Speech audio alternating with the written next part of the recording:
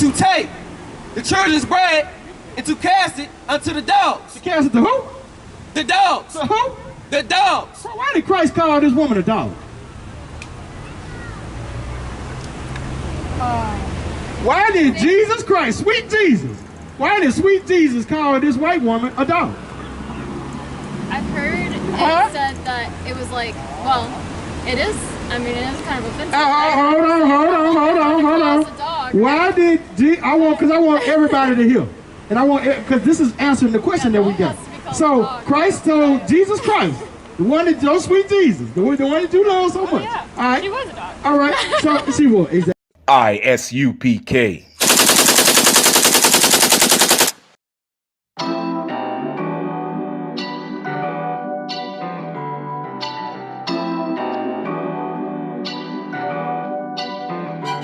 I got on black boots, black tee, black pants, gold teeth. Anywhere you go, you know we gotta make a scene. Burners on the pants, man, I'm too clean. And you gon' end up crashing if you tryna get ahead of me. I hang with real niggas, and we do real shit. They sending shots, and when they shoot, they fucking miss. On UPK until then done for me, I can never switch. My niggas, they can vouch for me, I'm too legit to quit. On UPK until the death for me. I know my niggas, they gon' ride for me. I know my niggas, they gon' ride. On UPK until the death for me. I know my niggas, they gon' ride for me.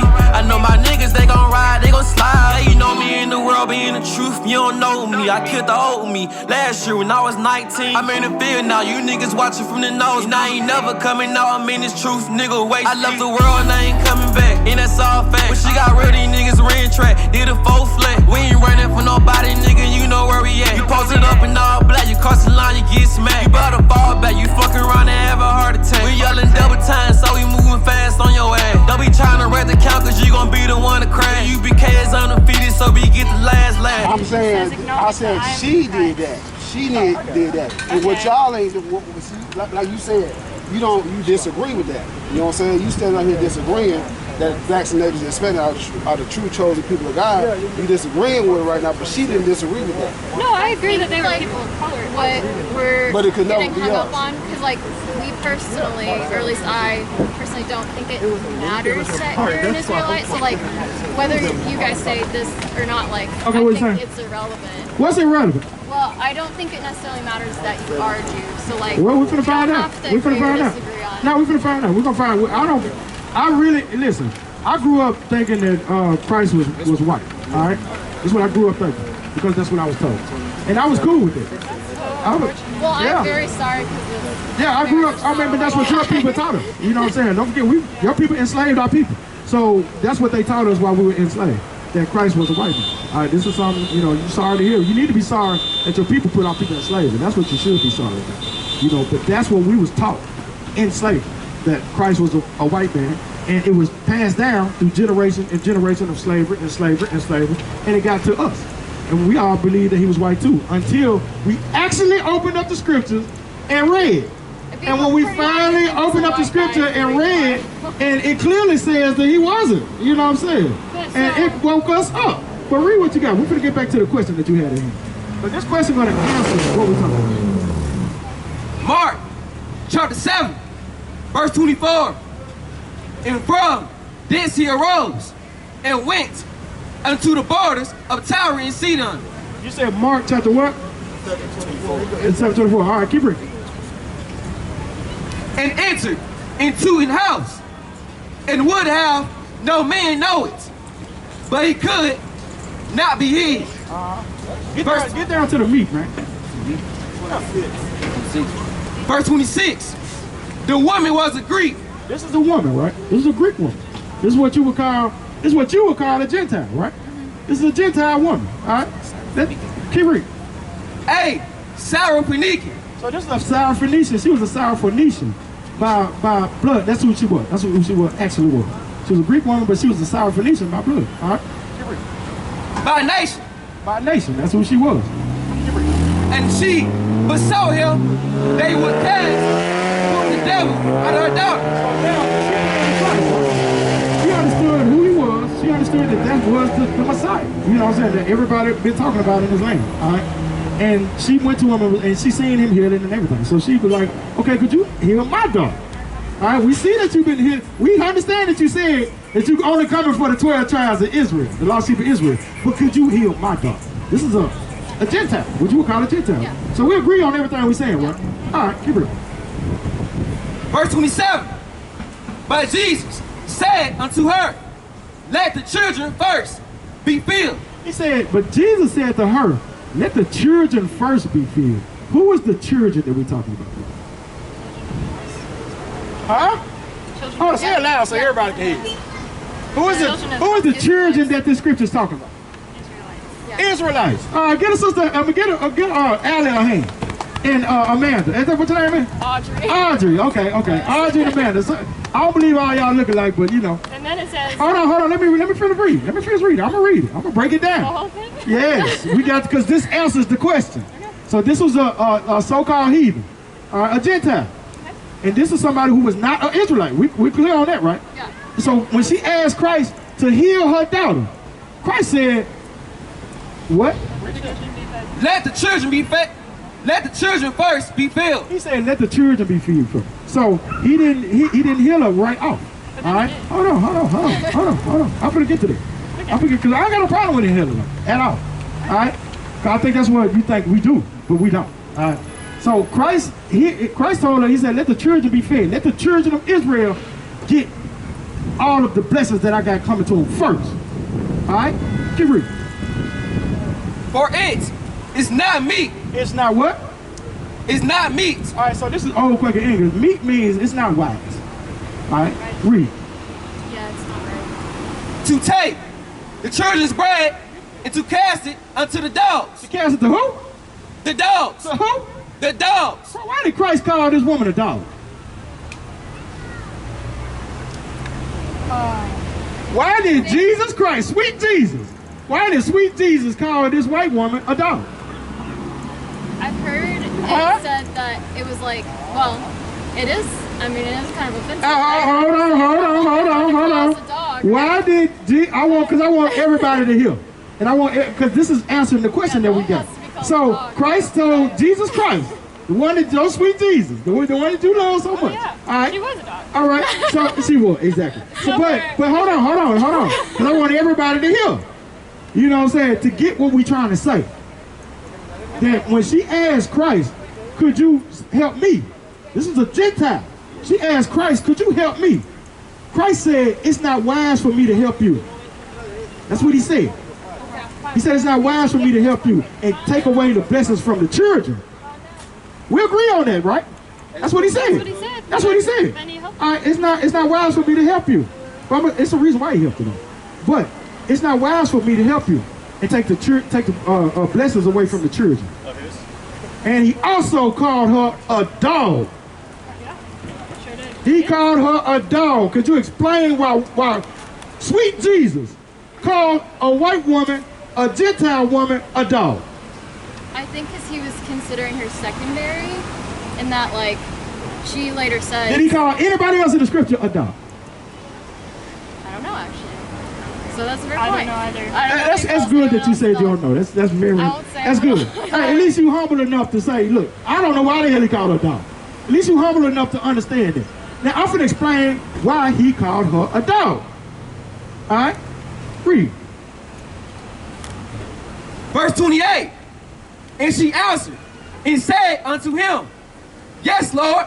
She said what? Yes, Lord. He called her a dog and she said what? Yes, Lord. Yet the dogs under the table eat of the children's crumbs. She called herself a dog. She acknowledged that she was a dog. She acknowledged that she was not of the lost sheep of the house of Israel. She acknowledged that she didn't deserve the blessings that he had. She acknowledged that. She called herself a dog. She said, yes, Lord. She acknowledged that he was Christ.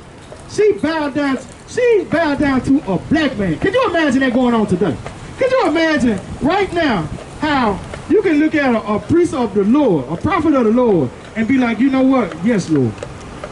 I agree with what you're saying. I agree with what you're saying. I'm gonna get to it. Hold on.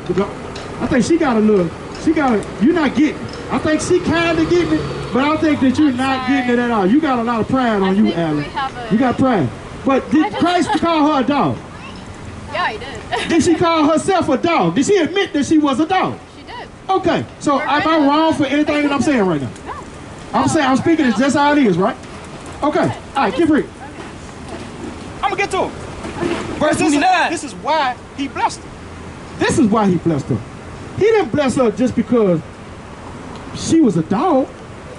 She acknowledged that she was a dog. She acknowledged that she didn't deserve to be blessed because she was not of the 12 tribes of Israel. But her faith and that who he was enough to get her a blessing. Keep reading. Am I correct on that? And he said unto her, for this saying, go thy way. The devil is gone out of thy daughter. And that's why and this is what you got to understand, Adam. That's why I said you got a lot of pride. I'm able to discern spirits. You got pride. This woman didn't have pride. This woman was acknowledging that she was not deserving of a blessing because she was not there. She wasn't the recipient of the blessings.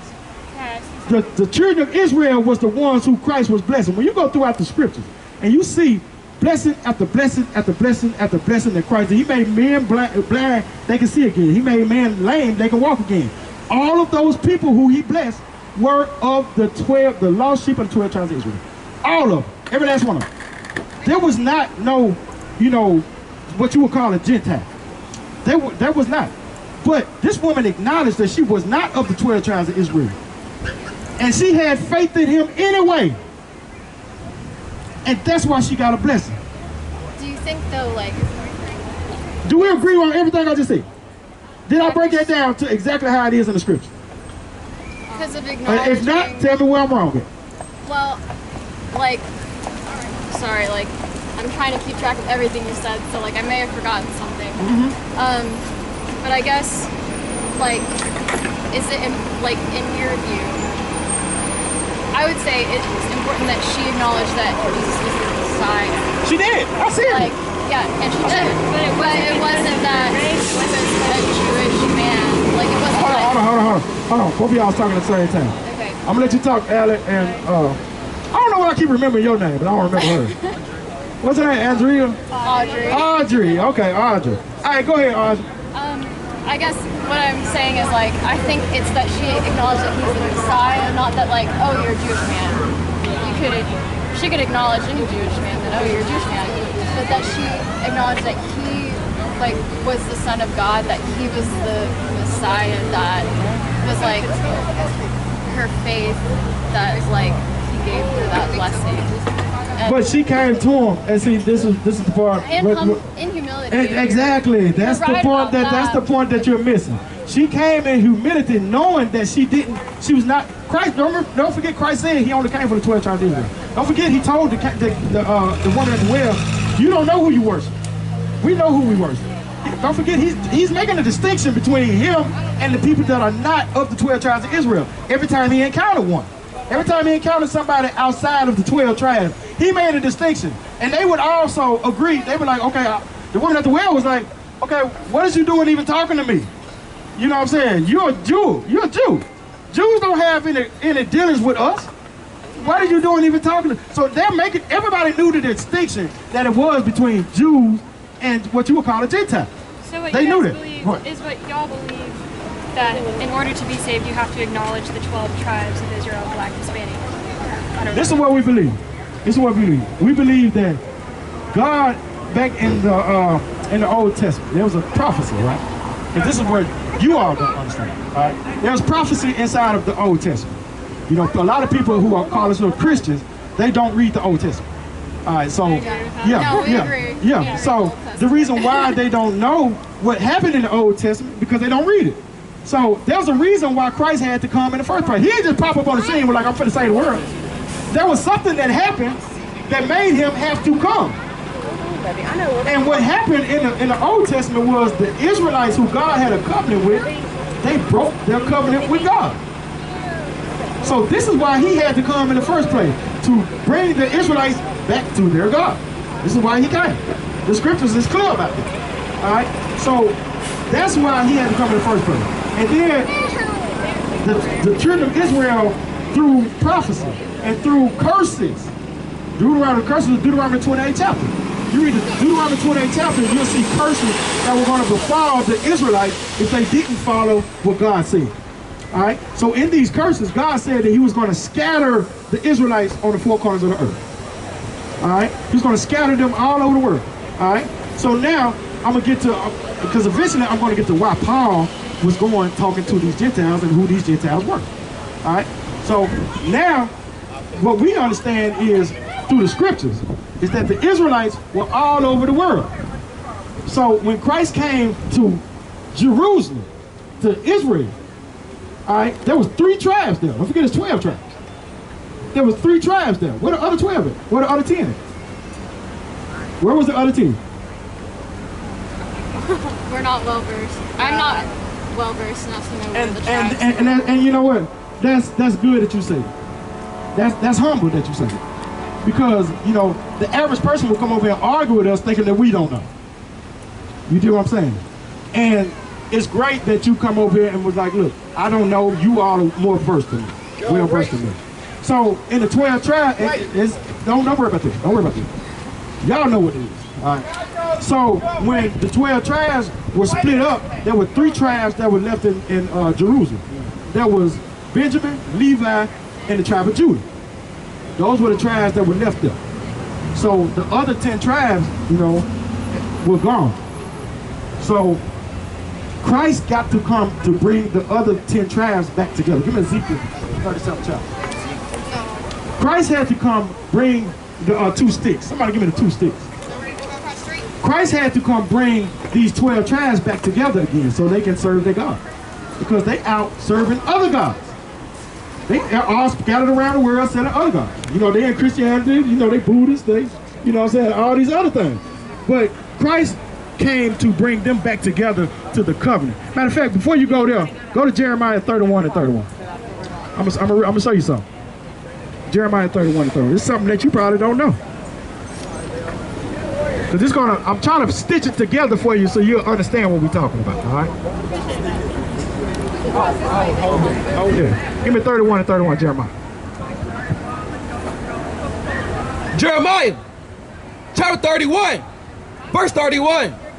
Behold, the day is come, saith the Lord. So this is the Most High talking to the children of Israel, right? He's telling them, behold, the days come. So the days come means in the future, all right? Right now, the children of Israel was under the old covenant. This is the book of Jeremiah. They're under what you would call the old covenant, right? All right, read. That I will make a new covenant. You're going to do what? Make a new covenant. So this is the new covenant. You already know the new covenant was in the Old Testament, did you? Yeah, that's what I'm saying. The new covenant was in the Old Testament. All right, hold on, because the scripture is going to explain exactly what we're talking about. All right, so this new covenant that was supposed to come is in the Old Testament. But the new covenant, we're going to find out who this new covenant is for. All right, is it for everybody or is it for a particular people? This is God talking. This ain't us. This is not my interpretation.